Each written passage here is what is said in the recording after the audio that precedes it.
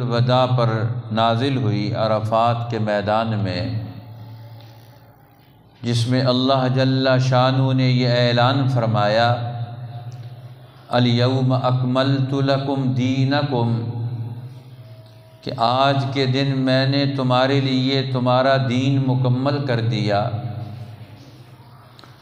واتممت علیکم نعمتی، اور میں نے اپنی نعمت تم پر پوری کر دی، وَرَضِيتُ لَكُمُ الْإِسْلَامَ دِينًا، اور میں نے اسلام کو تمہارے لیے دین کے طور پر چن لیا، پسند کر لیا۔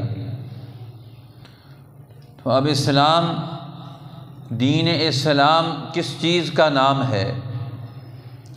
آج ہم نے اپنی اپنی خواہشات کا نام دین اسلام رکھ دیا ہے۔ ہر فرقے نے اپنی معلومات کا نام دین رکھا ہوا ہے، ہر فرد نے اپنی معلومات کا نام دین رکھا ہوا ہے، اس لیے ہر ایک کا دین دوسرے سے الگ، ہر فرقے کا دین دوسرے سے الگ، ہر فرد کا دین دوسرے سے الگ ہے۔ اب ہم نے دین کو تفریق کی بنیاد بنا دیا۔ جو دین اجتماعیت کی بنیاد تھا، اب ہم نے اس دین کو دین وحدت کے بجائے، دین اتحاد اور اتفاق کے بجائے، آج وہ دین اس وقت تفریق کا دین بن گیا۔ مسلمان دین کی بنیاد پر ایک دوسرے سے الگ تھلگ ہو گئے، فرقے فرقے بنا کر، ہر فرقہ دین کا نام لیتا ہے، اور دین تو کچھ اصولوں اور ضابطوں کا نام، کسی شخصیت کا نام نہیں ہے، کسی گروہ کا نام نہیں ہے۔ دین تو ان اصولوں کا نام ہے جو اللہ نے متعین کر دیے، اللہ کے رسول صلی اللہ علیہ وسلم نے ان کی رہنمائی دی، اور اپنے دور میں اور اپنی جماعت کو وہ پورا دین علم اور عمل کے طور پر بتا کر گئے، وہ دین ہے۔ اس دین میں عرش سے لے کر فرش تک، فرد سے لے کر بین الاقوامی سطح تک کے تمام انسانوں کے احوال، ان کے رہنمائی، ان سب کی ہدایات کا پورا نمونہ اور پورا سلسلہ علم و عمل موجود۔ اس لیے اسلام کو اہل علم، ہمارے علماء، مفسرین، محدثین، فقہائے امت، حکمائے امت، دین کو کچھ شعبوں پر تقسیم کر کے پیش کرتے ہیں۔ جس طرح پہلے ذکر ہوا تھا گزشتہ جمعہ میں بھی، دین کا پہلا شعبہ ایمانیات اور عقائد کا ہے، کہ جس میں اللہ پر ایمان لانا، فرشتوں پر ایمان لانا، نبیوں پر ایمان لانا، کتابوں پر ایمان لانا، اچھی اور بری تقدیر پر ایمان لانا، مرنے کے بعد اٹھائے جانے پر ایمان لانا۔ ان میں ایمانیات، یہ اصول ایمانیات ہیں، اصول ایمان ہے، یہ دین کا پہلا شعبہ ہے، یہ پہلا حصہ ہے، یہ فرسٹ پورشن ہے، کہ جس میں ایمانیات اور عقائد کے بارے میں بحث کی جاتی ہے، دین کے یہ اصول اور ضابطے سمجھائے جاتے ہیں، کیونکہ اسلام کا پہلا سبق یہ کلمہ توحید کا ہے، اور کلمہ توحید پڑھانے والے اللہ کے نبی اور رسول ہوتے ہیں، اور وہ پہلا تعارف اللہ کا کرواتے ہیں، اور پھر اپنا تعارف بھی کرواتے ہیں، پھر جو دین اور کتاب لے کر آتے ہیں اس کا تعارف بھی کرواتے ہیں۔ یہ بندوں تک یہ کتاب اور وحی اور علم یہ فرشتوں کے ذریعے سے پہنچتا ہے، فرشتوں کا تعارف بھی کرواتے ہیں۔ یہ کائنات کا مستحکم نظام، یہ تقدیر الہی کی بنیاد پر، اللہ کے فیصلوں کی بنیاد پر چلتا ہے، یہ اس کا تعارف بھی کرواتے ہیں۔ یہ دنیا کی زندگی کا اختتام اور زندگی کے مراحل کی تعلیم و تلقین بھی کرتے ہیں، لہذا یوم الآخرہ پر ایمان یہ بھی دین اسلام کا یہ پہلا شعبہ ہے ایمانیات اور عقائد۔ دوسرا شعبہ اس کا عبادات کا ہے، جس کو رسول اللہ صلی اللہ علیہ وسلم نے 5 بنیادی چیزیں قرار دیا۔ بنی الاسلام علی 5، اسلام کی بنیاد رکھی گئی 5 چیزوں پر، جس میں پہلی چیز شہادت اللہ الہ الا اللہ وان محمد الرسول اللہ۔ پہلی چیز توحید و رسالت کی گواہی دینا کہ ہم اللہ کی توحید کی اور اللہ کے پیغمبر محمد صلی اللہ علیہ وسلم کے نبی اور رسول برحق ہونے کی دعوت گواہی دیتے ہیں۔ اب یہ پہلی بنیاد ہے دین کی۔ اب اس کے بعد عبادات میں سے پہلی چیز اقام الصلاۃ، نماز قائم کرنا، اور دوسرا ہے ایتاء الزکوٰۃ، زکوٰۃ ادا کرنا، اور تیسرا ہے وصوم رمضان، رمضان المبارک کے مہینے کے روزے رکھنا، اور چوتھا ہے وحج البیت من استطاع الیہ سبیلا، اور اللہ کے گھر کا حج کرنا، بیت اللہ کا حج کرنے کے لیے جانا۔ اب یہ 5 بنیادی چیزیں، یہ ارکان اسلام، وہ ارکان ایمان تھے پہلے، اب یہ ارکان اسلام ہے، یہ دین کے بنیادی ارکان ہیں۔ اب قرآن حکیم رسول اللہ صلی اللہ علیہ وسلم کی تعلیمات اور اسوہ حسنہ سے اس کی بھی بنیادی تعلیمات کی رہنمائی موجود کہ ہر فرد وہ ان ارکان کو کیسے ادا کرے گا، پورا معاشرہ کیسے کیسے کام کرے گا، اب اس کی پوری تفصیلات۔ اس لیے یہ گائے بگائے اس کا تذکرہ انفرادی طور پر آتا رہتا ہے۔ اس لیے یہ اسلام کی بنیادی تعلیمات، یہ لازمی ایجوکیشن، پرائمری ایجوکیشن، مولانا عبید اللہ سندھی فرماتے ہیں اس کے بغیر کوئی آدمی اسلام میں داخل نہیں ہو سکتا۔ یہ اسلام کی بنیادی ایجوکیشن ہے، لازمی ایجوکیشن ہے، پرائمری ایجوکیشن ہے کہ ہر فرد کو یہ بنیادی عبادات اور یہ بنیادی ارکان اسلام اور ارکان ایمان یہ ہر فرد کے لیے ضروری۔ اب یہ اسلام کا یہ بنیادی دوسرا حصہ آ گیا عبادات کا۔ اب عبادات کے بعد تیسرا حصہ وہ اسلام کا ہے معاشرت، کہ ہم آپس میں مل جل کر رہتے ہیں، گھر بنا کر، خاندان بنا کر۔ اسلام رشتوں کا تعین کرتا ہے، یہ رشتوں کو قائم کرنا، اپنی معاشرت کو قائم کرنا، مل جل کر رہنا۔ مل جل کر رہیں گے تو گھر کے اندر بڑا کون ہے، ماں کون ہے، باپ کون ہے، بھائی کون ہے، بہنیں کیا ہیں، بیٹا کیا ہے، ہر ایک کے حقوق کیا ہیں۔ اب یہ اسلام یہ معاشرت کو بھی بیان کرتا ہے۔ یہ دین اسلام انسانی معاشرے کو اولین حیثیت دیتا ہے کہ اللہ تعالیٰ چاہتے ہیں انسان معاشرتی زندگی، معاشرت، مل جل کر رہنا، یہ اللہ نے انسان کی فطرت میں رکھا ہے، جبلت میں رکھا ہے۔ اب انسان یہ ملاپ سے ہی پیدا ہوتا ہے، اجتماعیت سے یہ وجود میں آتا ہے۔ ہر فرد، ایک مرد اور عورت کی اجتماعیت سے بیٹے اور اولاد وجود میں آتی، ان کی معاشرت سے، ان کے گھر کی زندگی سے، ان کے خاندان سے ایک نئے افراد وجود میں آتے ہیں۔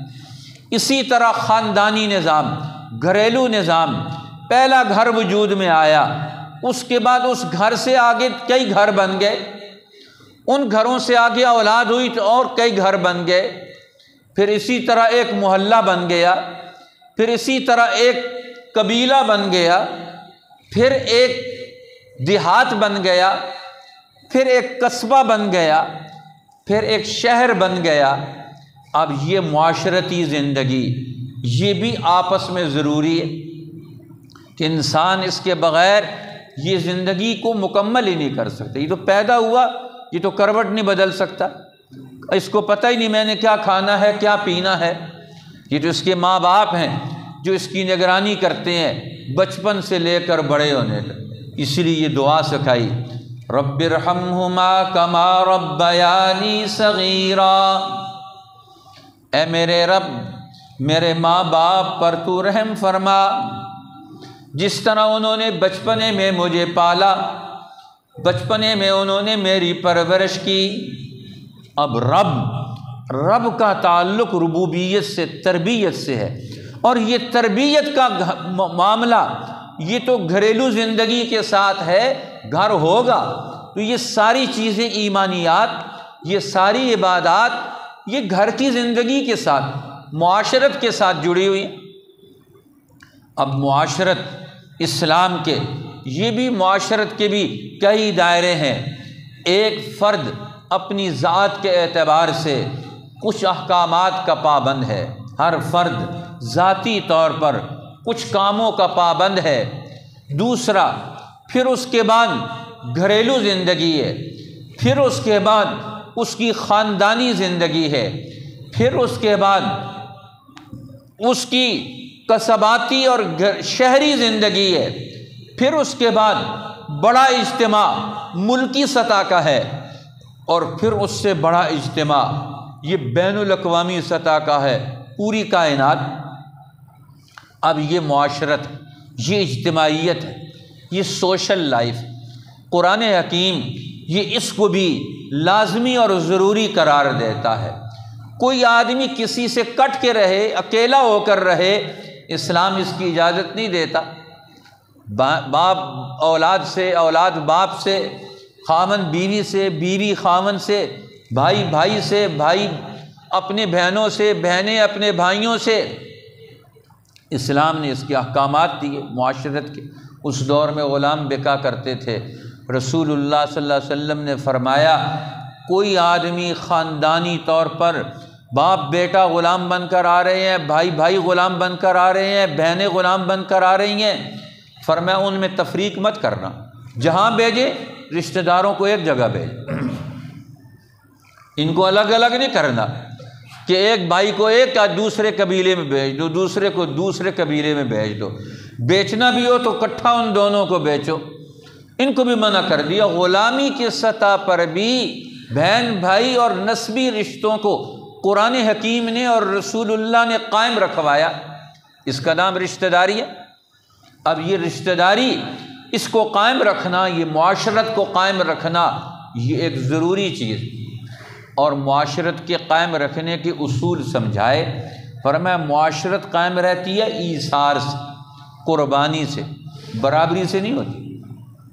زندگی کے معاملات تو چلتے ہیں عدل پر، مساوات پر، لیکن گھریلو نظام، خاندانی نظام، اسلام کی معاشرت کا نظام یہ چلتا ہے ایثار پر، ہر ایک دوسرے کے لیے قربانی دے، ہر ایک دوسرے کے لیے قربانی دے، یہ ایک ضروری چیز ہے۔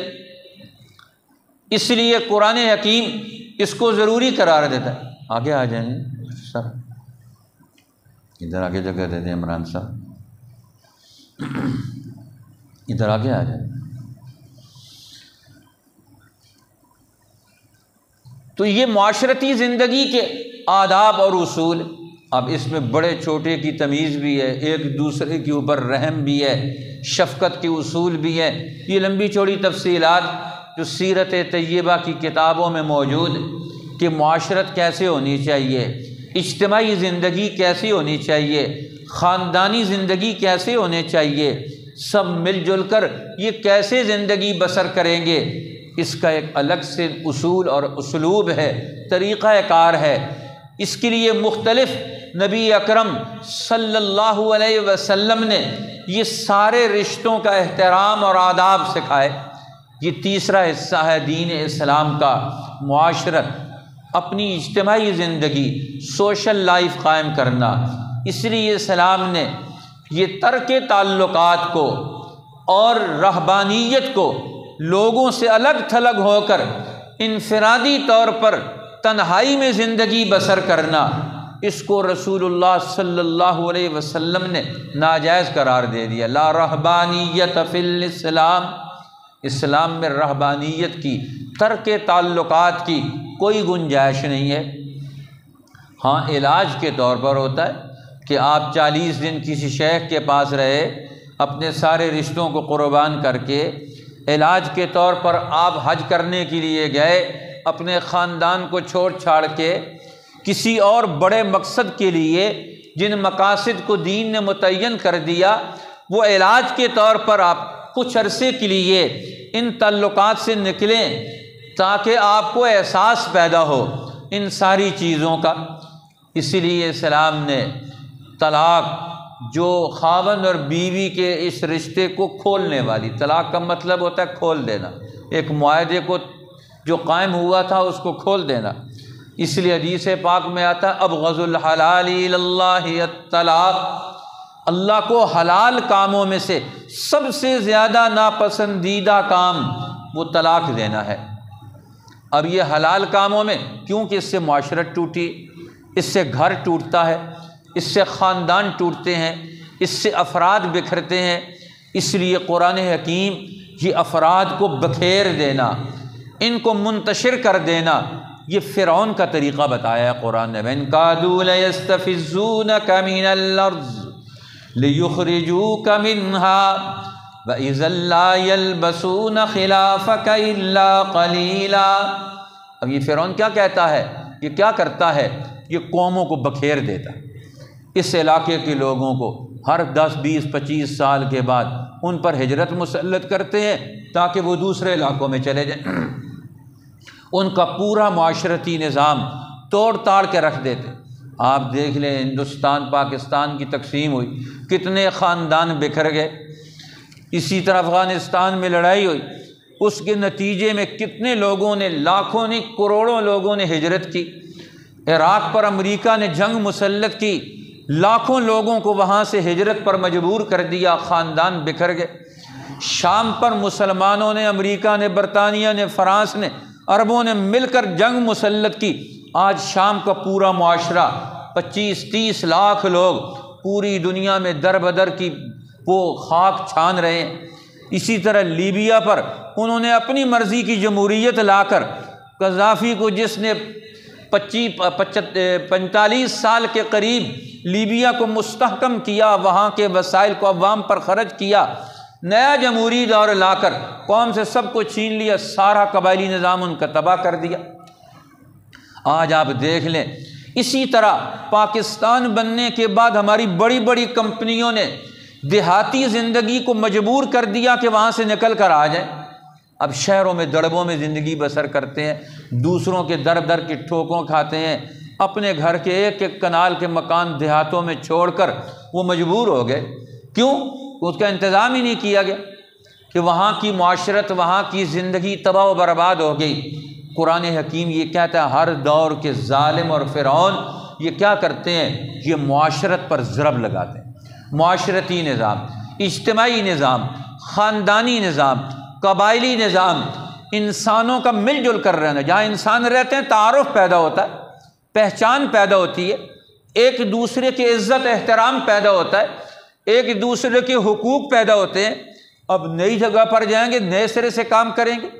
ایک قبیلہ، ایک خاندان نئی جگہ پر جاتا ہے، 100 سال وہ سیٹ نہیں ہو سکتے، وہ اپنے معاملات نہیں طے کر سکتے، ان کو زندگی میں کتنی مشکلات سے گزرنا پڑتا ہے۔ یہ کہنا بڑا آسان ہے ہم ان کو وہاں سے وہاں شفٹ کر دیں گے۔ قرآن کہتا ہے یہ فرعونوں کا طریقہ کار رہا ہے، لیکن فرمایا میرے پیغمبر آپ کے آنے کے بعد یہ انسانوں کا فطرتی معاشرتی نظام اب یہ توڑ نہیں سکیں گے۔ وَإِذًا لَا يَلْبَسُونَ خِلَافَكَ إِلَّا قَلِيلًا، جب بھی انسانوں کو توڑنے والی قوتیں آئیں گی، میرے ربانی نظام کے حاملین، قرآن کے علم کو لے کر انبیاء کا اسوہ اور نمونہ، یہ دنیا میں ایسی رہنمائی فراہم کرے گا، یہ بھائی کو بھائی کا احترام سکھا دے، بیٹے اور باپ کے رشتوں کو اور زیادہ مضبوط اور مستحکم کر دے گا، یہ قبیلوں کو، خاندانوں کو تحفظ فراہم کر دے گا، جان اور مال کی عزت اور آبرو کا تحفظ فراہم کر دے گا۔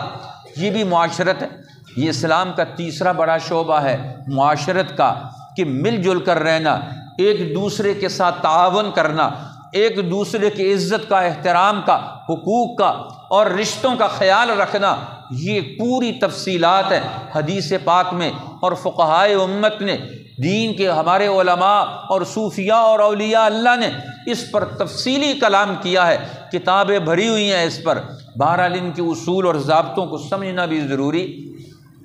چوتھا شعبہ اسلام کا وہ معاملات کا ہے، لین دین کا ہے، خرید و فروخت کا ہے، کیونکہ زندگی معاملات کے بغیر، لین دین کے بغیر، خرید و فروخت کے بغیر یہ زندگی نہیں چل سکتی۔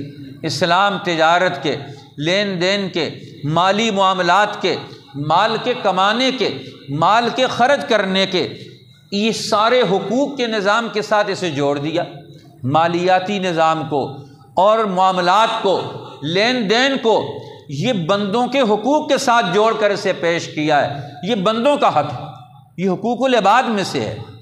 جس طرح حقوق العباد میں بہت ساری چیزیں ہیں، ان میں سے لین دین بھی ہر آدمی کا حق ہے۔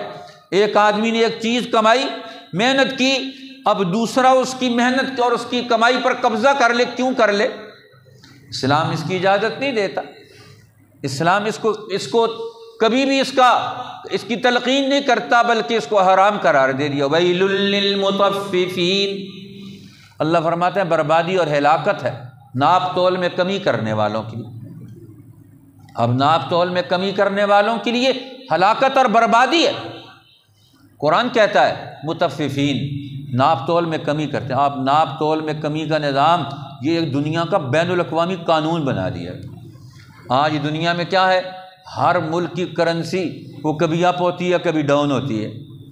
اب کرنسیوں کے اپ ڈاؤن ہونے سے وہاں لاکھوں کروڑوں انسانوں کی مالیات، ان کی ملکیتی نظام وہ تباہی اور بربادی کا شکار ہو جاتا ہے۔ ہر بینک اور ہر مالدار دنیا کا بین الاقوامی سطح کا خون خار، وہ اپنی مرضی کے مطابق وہ لین دین کے اصول طے کرتا ہے، جس کے نتیجے میں ملکوں کی معیشت ڈوب جاتی ہے، اور ان کی ملکیت میں جتنی چیزیں موجود ہوتی ہیں، وسائل موجود ہوتے، وہ بے قیمت رہ جاتے، اس کی قیمت ہی ختم ہو جاتی ہے۔ تو قرآن کہتا ہے یہ ناپ تول میں کمی کرنے والے، اب ہمارے یہاں ناپ تول میں جو کمی کا یہ بین الاقوامی نظام موجود میں آ گیا، جو ساری دنیا کی قوموں پر انہوں نے مسلط کر دیا۔ آج پاکستان کے روپے کی کیا قیمت ہے، فلاں ملک کے روپے کی کیا قیمت ہے، تھوڑے دنوں میں وہ قیمت ادھر ادھر ہو جاتی ہے، پھر اور ادھر ادھر ہو جاتی ہے، کسی کو کوئی پتہ نہیں کیوں ہو جاتی ہے۔ یہ اسٹاک ایکسچینج بیٹھ جاتی ہے، کیوں بیٹھ جاتی ہے؟ اسلام یہ مالی معاملات میں شک شبے کو، مالی معاملات میں یہ ادھر ادھر گڑبڑ کرنے کو حرام قرار دے دیا۔ رسول اللہ صلی اللہ علیہ وسلم نے بیع الغرر، دھوکے کی بے، نہا عن بیع الغرر، فرمایا وہ معاملات جو دھوکے کی بنیاد پر ہوں، جس کا کوئی اصول اور ضابطہ طے نہ کیا جا سکتا ہو، وہ حرام ہے۔ اسلام ایسے بے شرا کے نظام کو، ایسے خرید و فروخت کے نظام کو توڑنے کے لیے آئے، منڈیوں کو مستحکم کرنے کے لیے۔ رسول اللہ صلی اللہ علیہ وسلم منڈیوں میں جا کر، بازاروں میں جا کر معاملات کی تحقیق بھی کرتے۔ وہ بڑا واقعہ مشہور نہیں، آپ نے غلے کے ڈھیر میں ہاتھ ڈالا تو اندر سے گیلا تھا، تو اس غلے والے سے پوچھا کیا ہوا؟ ان کا بارش ہو گئی تو خشک والا اوپر کر دیا، گیلے والا اندر کر دیا۔ فرمایا یہ تو دھوکہ ہے، من غش فلیس منا، جو معاملات میں دھوکہ کرے گا وہ میری امت سے نہیں ہے، وہ میری نبوت کا، وہ میری امت کا حصہ نہیں، میری نبوت کی تعلیمات کا وہ عامل نہیں، اس کا میرے سے کیا نسبت جوڑ ہے؟ اصول بیان کر دیا، من غش فلیس منا، جو دھوکہ دے کر کاروبار کرے، دھوکہ دے کر معاملات کرے، دھوکہ دے کر کاروبار کرے، دھوکہ دے کر معیشت کو چلائے، یہ تو فراڈ۔ اب تو ہر چیز میں دھوکہ دینا یہ اصل اور لازمی ہو گیا معاملات میں۔ اب کہاں مسلمانوں کے معاملات کو دیکھ کر لوگ اسلام میں داخل ہوتے ہیں۔ اب یہ دنیا میں جو اسلام پھیلا یہ مسلمان تاجروں کے ذریعے سے پھیلا۔ ہندوستان میں اسلام آیا، ہمارے صوفیاء بعد میں آئے، ہمارے حکمران بعد میں آئے، ہمارے علماء یہاں بعد میں آئے۔ ہندوستان کے مشرق میں مسلمان تاجر آئے سب سے پہلے۔ مسلمان تاجروں کی امانت سے، مسلمان تاجروں کی عدالت سے، مسلمان تاجروں کی سچائی سے وہ دنیا میں لوگوں نے اسلام کو پہچانا کہ ان کی تجارت کتنی عمدہ ہے، ان کی تجارت کتنی اعلیٰ ہے، یہ کسی کو دھوکہ دیے بغیر کاروبار کرتے ہیں۔ آج پاکستان کا تاجر، پاکستان کے بڑے لوگ تجارت میں، جو لوگ اوپر درجے میں، نیچے والے کو ہاتھ میں تو کچھ بھی نہیں آتا بیچارہ، اوپر والا ایک کروٹ بدلتا ہے 2-4 ارب ادھر چلے جاتے ہیں، دوسری کروٹ بدلتا ہے 2-4 ارب دوسرے کے کھاتے میں چلے جاتے ہیں۔ پوری قوم، ایک عام آدمی ساری زندگی 50 سال محنت کرے، وہ 1 کروڑ بھی نہیں بچا سکتا، لیکن ایک چینی کا مافیا، ایک آٹے کا مافیا، ہر چیز کا ایک الگ سے مافیا بن گیا۔ قرآن انہی کو تو توڑنے کے لیے آیا۔ رسول اللہ نے تو اسی مافیے کو ختم کر کے عرب کے اندر اور بین الاقوامی، مکہ مکرمہ بین الاقوامی تجارت کی منڈی تھی، وہاں 90 میل پر لمبے بازار لگا کرتے تھے۔ سوق اوقات ہے، سوق ذی المجاز ہے، مدینہ مکہ کی پوری مارکیٹ کے رسول اللہ شناسار تھے، اس کی پہچان رکھتے تھے۔ اور قریش جو تھے وہ خود تاجر تھے، اور پوری دنیا کے تاجر ان کے اوپر اعتماد کر کے اپنا مال ان کے پاس چھوڑ کے جاتے تھے، اور ایک مہینہ 30 دن 3 مہینے تک کی تجارتی میلے وہاں لگتے تھے۔ مشرق اور مغرب کے تاجر وہ مکہ مکرمہ سے ہو کر گزرتے تھے۔ شام اور یمن کی تجارت، چین اور افریقہ کی تجارت، ان ساری تجارتوں کا مرکز یہ تھا۔ امام مبین جس کو قرآن حکیم کہتا ہے، یہ مکہ مکرمہ اس بین الاقوامی تجارتی شاہراہ پر تھا۔ اب لیکن مکہ والوں نے ان تجارتی اصولوں کی پاسداری نہیں کی، تو اللہ تعالیٰ کہتے ہیں ہم نے ان کو کھاڑ کے پھینک دیا۔ جس طرح قوم سبا تھی، انہوں نے اپنے حالات بدل دیے، معاملات کی خرابیاں آئیں، لین دین ان کا خراب ہو گیا۔ نتیجہ کیا نکلا؟ لقد كان لسبع في مسكنهم آية جنتان عن يمين وشمال۔ ان کے باغات، ٹوکرا رکھ کر ایک آدمی خالی ٹوکرا ان کے باغوں سے گزر جاتا تھا، پھل گر گر کر اس کا ٹوکرا بھر جاتا تھا، لیکن انہوں نے کیا کیا؟ ظلم کیا، جھوٹ کو قائم کیا، اور تجارت میں، لین دین میں، زراعت میں خیانت کی۔ نتیجہ کیا نکلا؟ اللہ تعالیٰ کہتے ہیں اب وہ اجڑ گئے، اب وہاں کوئی باغ نہیں، اور چند جھاڑ ہیں، اب وہ اجاڑ بن گیا۔ اجاڑ کہاں سے بنتا ہے؟ خیانت سے بنتے ہیں۔ ملک اور قوم تباہ ہوتی ہے، افراد تباہ ہوتے ہیں، ان کی نسلیں بھی تباہ ہو جاتی ہیں۔ اب یہ چوتھا اسلام کا شعبہ یہ معاملات کا ہے، اس کے الگ اصول ہیں، پورا ضابطہ حیات ہے اس میں بھی، کہ کون کون سی قسمیں ہیں دنیا میں تجارت کی، ان سب کے حوالے سے اسلام محاکمہ پیش کرتا ہے۔ امام اعظم امام ابو حنیفہ رحمۃ اللہ علیہ، جنہوں نے خود فقہ کی، علم کی، دین کی، معاشرت کی، تصوف کی، سب چیزوں کی بنیاد ڈالی۔ ان کے بڑے شاگرد ہیں امام محمد رحمۃ اللہ علیہ، جنہوں نے علم فقہ حنفی کو مرتب کیا، منظم کیا۔ کسی نے ان سے کہا کہ حضرت آپ نے بہت سارے معاملات پر قلم اٹھائی اور آپ نے تصوف پر کوئی کام نہیں کیا، تصوف پر کوئی آپ نے کتاب نہیں لکھی، آپ نے تو شفع پر کتابیں لکھی ہیں، آپ نے تجارت پر کتابیں لکھی ہیں، آپ نے بیع شراء اور زراعت پر کتابیں لکھی ہیں، پورا یہ سارا جتنی کتابیں آپ نے لکھی ہیں معاملات پر لکھ دی۔ فرمایا جس کا بیوع کا نظام درست ہو گیا اس کا تصوف بھی درست ہو گیا۔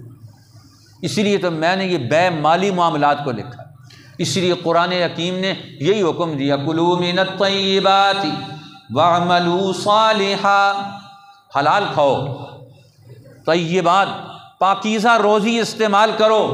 پاکیزہ روزی کب بنتی ہے؟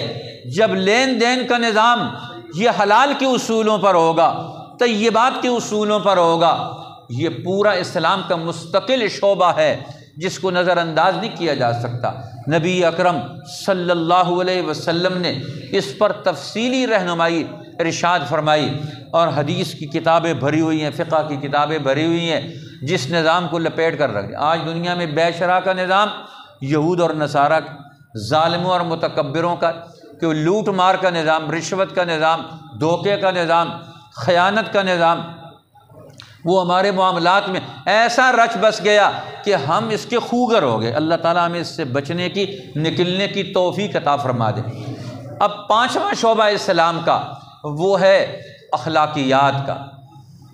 اخلاقیات کا، اخلاق اور علم یہ دونوں آپس میں جڑے ہوئے ہیں۔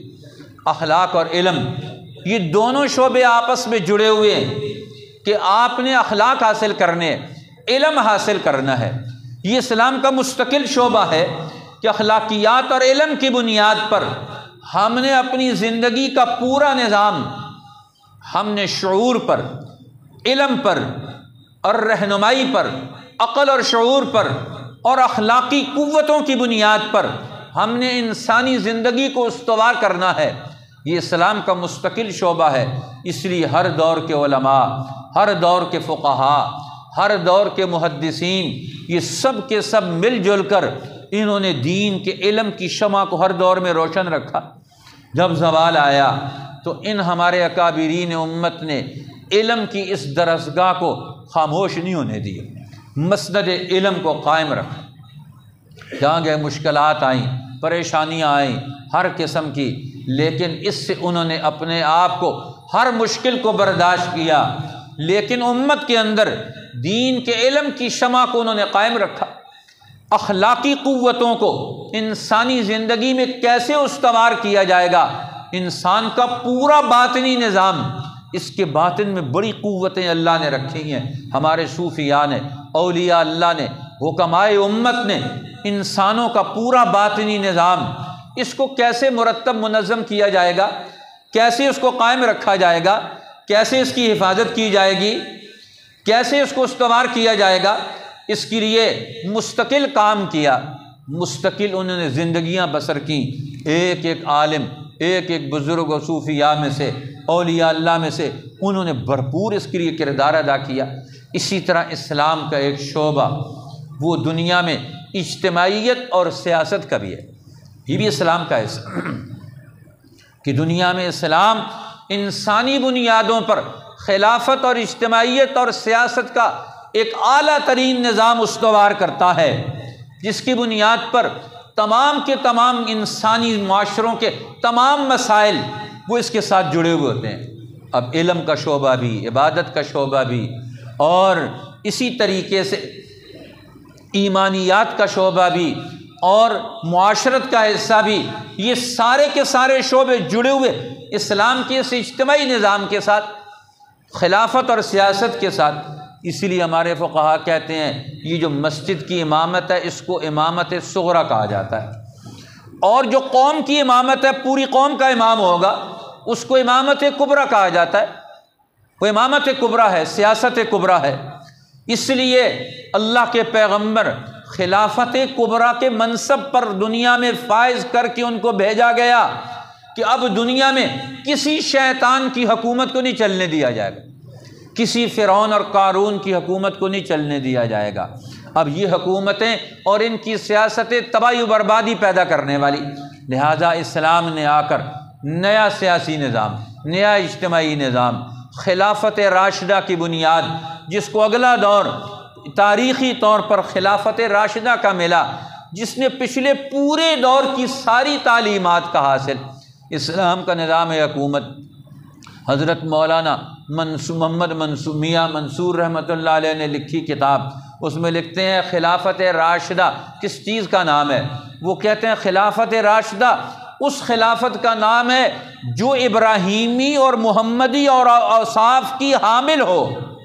ابراہیم علیہ السلام سے لے کر محمد الرسول اللہ صلی اللہ علیہ وسلم تک جتنے انبیاء آئے ہیں، ان سب انبیاء کی تعلیمات کو لے کر اور آخری دین اسلام کی علمی اور عملی شکلوں کو لے کر انہوں نے انسانی معاشروں اور انسانی زندگی کے لیے ہر قسم کے اصول اور ضابطے ان کا تعین کر دیا ہو، اور اس کی بنیاد پر پوری زندگی کو استوار اور مرتب کر دیا ہو، اسی کا نام کیا ہے؟ خلافت راشدہ۔ اس لیے رسول اللہ صلی اللہ علیہ وسلم اپنے بعد امت کو خلافت راشدہ کی اس سنت کو اور ان کے طے کردہ قوانین اور ان کے طے کردہ اصول اور ضوابط کو، جو اس سیاسی طور پر، اجتماعی طور پر، معاشی طور پر، معاشرتی اعتبار سے، علمی اور اخلاقی اعتبار سے دین کے سارے شعبوں کو جس خلافت نے یکساں طور پر پروان چڑھایا، زندہ رکھا، اسی کا نام تو خلافت راشدہ۔ اسی لیے قرآن حکیم ہمیں یہ دعوت دیتا ہے کہ ابراہیم علیہ السلام اور ان کی آل پر درود بھیجو، ہر نماز میں ان پر درود بھیجو۔ کیوں کہ انہوں نے انسانی زندگی کے لیے وہ قربانیاں دی ہیں اور دین اسلام کو قائم کر کے دکھایا۔ اب یہ دین اسلام کے بنیادی شعبے ہیں، جن شعبوں کی بنیاد پر یہ پوری زندگی استوار ہوتی ہے۔ تو قرآن حکیم کی یہ آیت جب نازل ہوئی تو نبی اکرم صلی اللہ علیہ وسلم نے عرب کے پورے معاشرے کو اور اس کے ساتھ یمن کا پورا علاقہ، یہ رسول اللہ کی زندگی میں فتح ہو چکا تھا۔ یمن اور عرب کا یہ پورا معاشرہ، حجاز اور اس کے ساتھ عرب کی ساری یہ جتنی سرحد تھی، جزیرہ نما عرب، اس پورے پر اسلام غالب ہو چکا تھا۔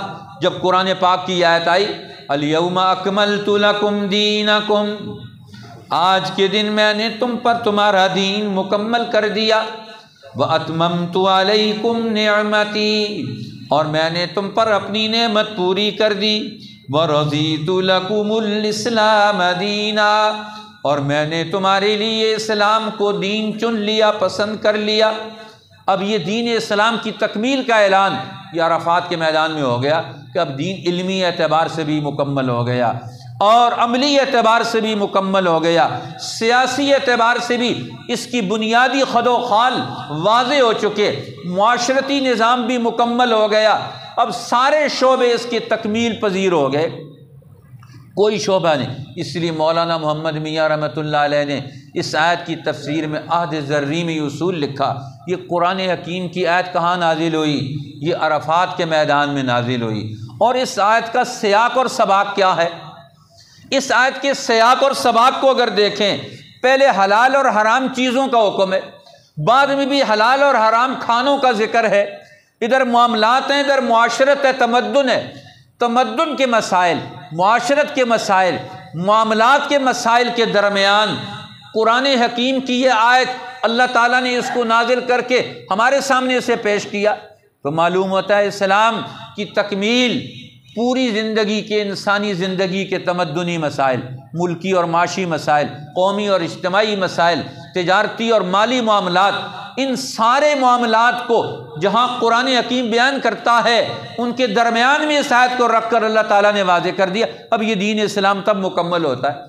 آج دین اسلام کے ان تمام شعبوں کے حوالے سے عوام تو عوام اور بڑے بڑے لوگ وہ ناآشنا ہیں، کیونکہ اس کا تذکرہ ہی ختم ہو گیا سب چیزوں کا۔ اللہ تعالیٰ میں دین کی طرف واپسی نصیب فرمائے، پورے دین اسلام کا تعارف لے کر اپنی پوری زندگی کو اسلام بنانے کی توفیق عطا فرمائے۔ وآخر دعوانا الحمد